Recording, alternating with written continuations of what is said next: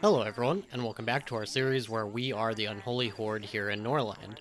And we are currently having some issues. We have Tornet here, she's pretty upset, and we keep on losing lords, which hopefully is not going to happen anymore. I did go ahead and place Plima's grave, but we are actually totally out of money right now, so we are not able to place Ama's at the moment. We're going to try to alleviate this a little bit by attacking this bandit camp over here, but that's probably not going to do too much for us. It will help a little bit though. So let's go ahead and just send that off right away. And I would like to go with a second squad. I guess we'll send Doriel here. Let's go ahead, build that squad up, and there we go. Now, 89%, that should be fine. And otherwise, let's see, let's look around again. Does Kenna yet have a bandit camp? They do not. Okay. And, oh, there's a person here named Kelton who is actually of marriage age. That is not going to do anything for us. We don't want to send any of our lords away at the moment. So we're basically just going to wait for any camps to open up that aren't too huge, because we really don't want to go after... Oh, there's one right here. Okay, 7, so we'll probably go for that one as well. But yeah, these ones are just too big. We really don't want to risk losing any members. But that's what we're going to be doing, is trying to basically just rebuild our funds and things like that, and as well our knowledge is in dire straits right now, so we basically just need to pass some time and see how much knowledge we can reacquire. Okay, and here we are at this bandit camp, so let's jump on in, and they do actually have a tower already. So let's go ahead, maybe... I was gonna say we go for the tower first, but maybe we just send Doriel at it only. Maybe that'll be good enough. I don't think I even clicked on it there. Okay, maybe I did. Okay.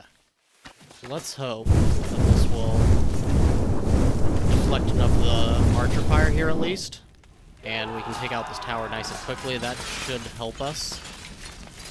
Okay. Now, as long as we don't lose Doriel or Sedimen, it would be really, really bad if we did.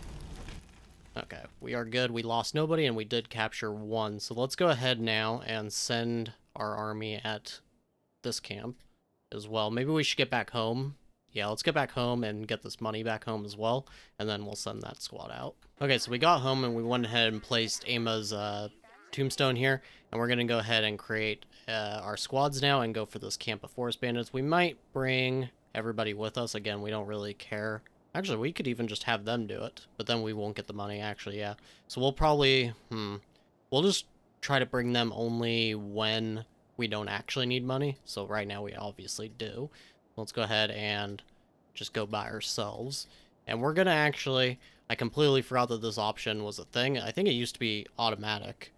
You can actually tick save squad, and hopefully this will actually save the breakdown, because then I won't have to keep creating squads every time. I'm gonna hit create squad right there and do this one separately, so hopefully, because I don't really know if you do that twice, if it saves each squad individually, so we're just going to try to, you know, make sure they both save by just creating them individually like this.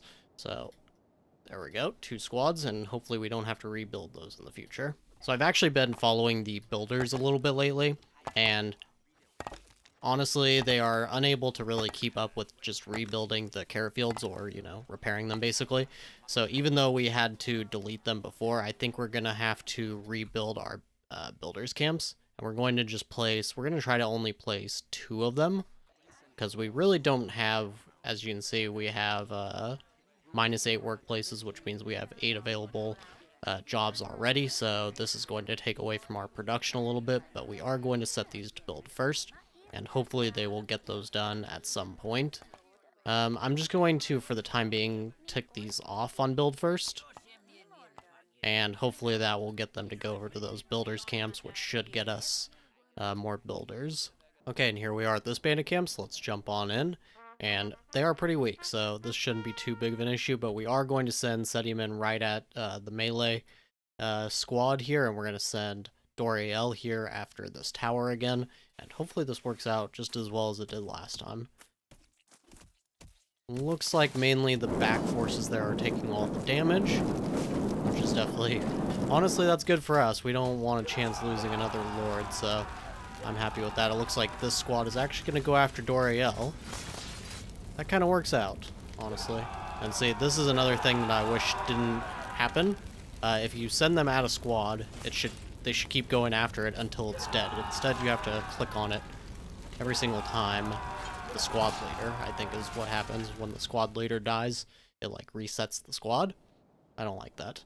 I wish they would change that. We do have this bandit camp down here over near Gorno that we want to take out. It'll get us nearly 500 gold, which will pretty much catch us up as far as our funds go. We have been having a little bit of struggles with that. Okay, so it's the next day, and we're going to go ahead and get the ball rolling on this bandit camp over here. We're just going to go it alone so we can get the full amount of money to ourselves. And it looks like saving that squad worked out perfectly. Let's just make sure, yep. So it appears that it saves the squad, but it takes away their weapons. So it is kind of nice to know. Same thing here. We're just going to switch out these ones with injuries, I suppose. And... yep, okay. And auto that. Perfect. And we could bring Tornet, but we're just going to go ahead and leave her. Hopefully... maybe we should bring her. Yeah, the only thing that is bad about this is we don't have military logistics anymore, so unfortunately, it takes us a while to actually get there. We're not even going to bother to save that squad since we hope that Tornet will not need to go during these battles. But yes, without military logistics, it takes us quite a while to get to pretty much any destination and back quickly with our army. But hopefully, not too much goes wrong in the city in the meanwhile. Okay, so here we are at the bandit camp, so let's jump on in. And they do have 5 on these towers. Not ideal.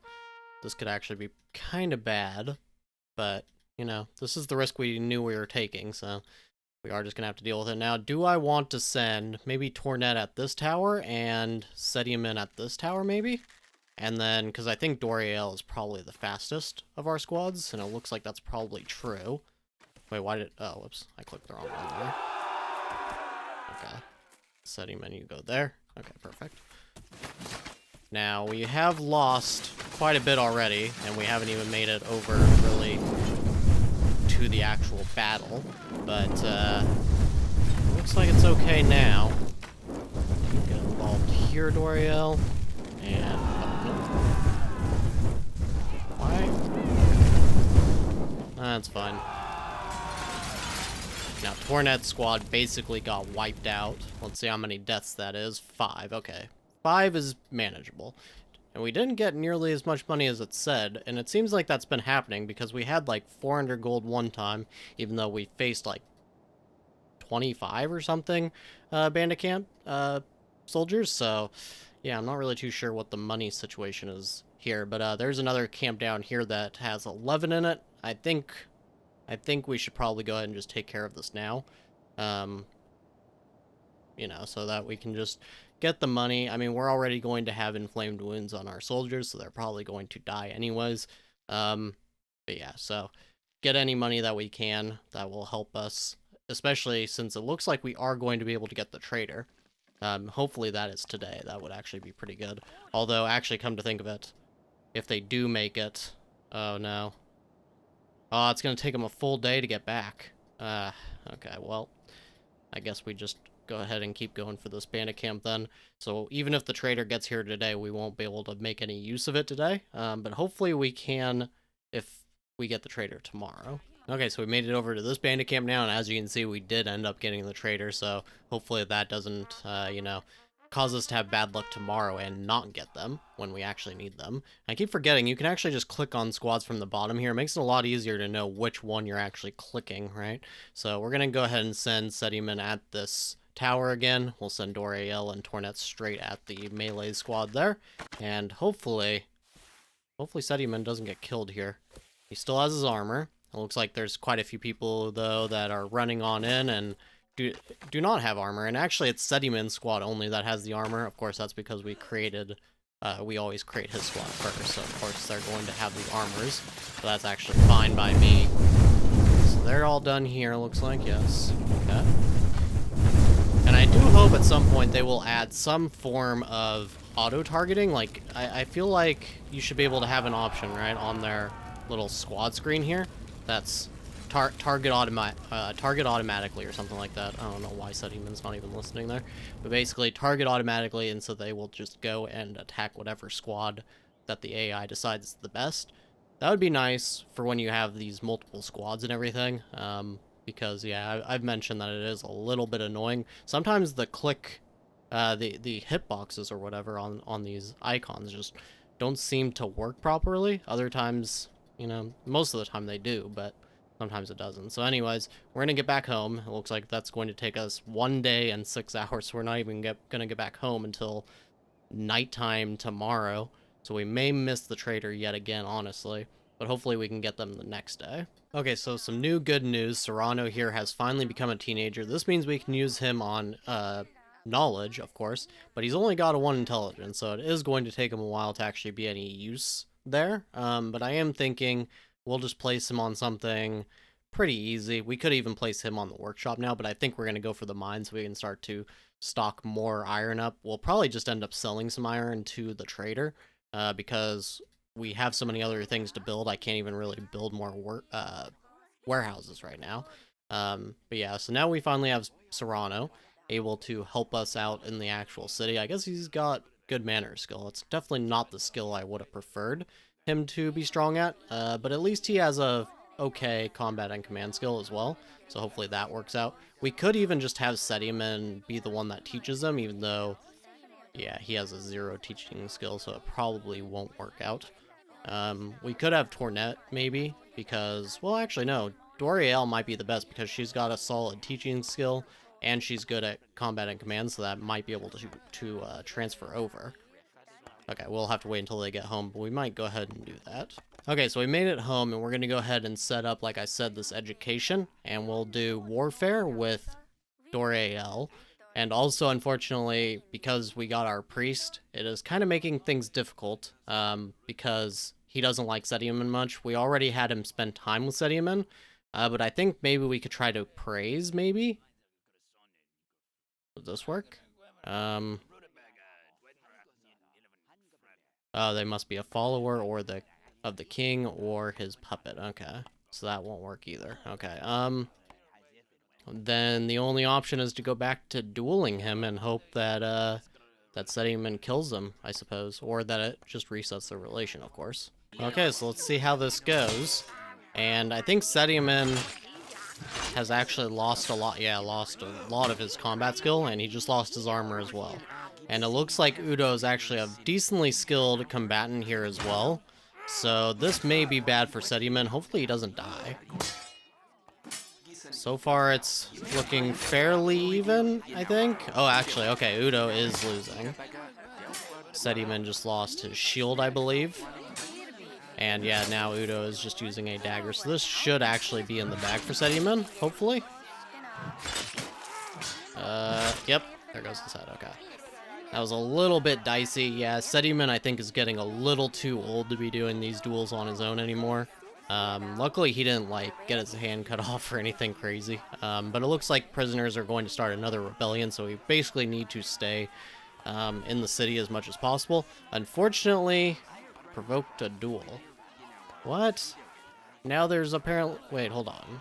Provoked a duel. Yes, but we've done this in the past and never got a negative relationship here. I'm not really too sure why that happened. Huh. So now the matriarch hates us again. I don't know why this happened exactly.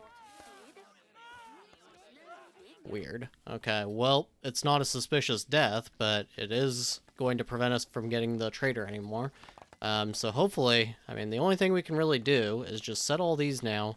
We got our builders camps going, so we're just going to set all these up on build first to rebuild them. And hopefully they will actually be able to get the food in time. I was hoping to get the trader so that we could buy a little bit of food, honestly, but that is no longer in the cards for us, and I think that's where we're going to need to call it. So Sediman is upset now. This is kind of the mid-game loop. Every single campaign that we have is once we get to the mid-game, everything just kind of falls apart, and I hope the developers at some point kind of do something about this. I don't think you should be pushed all the way back to 0. I think it's mainly because I always try to build outwards so much. I try to have as many peasants as possible and things like that. I should probably slow things up a little bit, but it is nice to just expand industries and keep doing that over and over again. But we are in the mid game now, and this is what's going to happen. We're going to need to keep rebuilding everything, and trying to get back to where we were a few episodes ago. But either way, that's going to be it for now. So, as always, I thank you very much for watching, and I'll see you next time.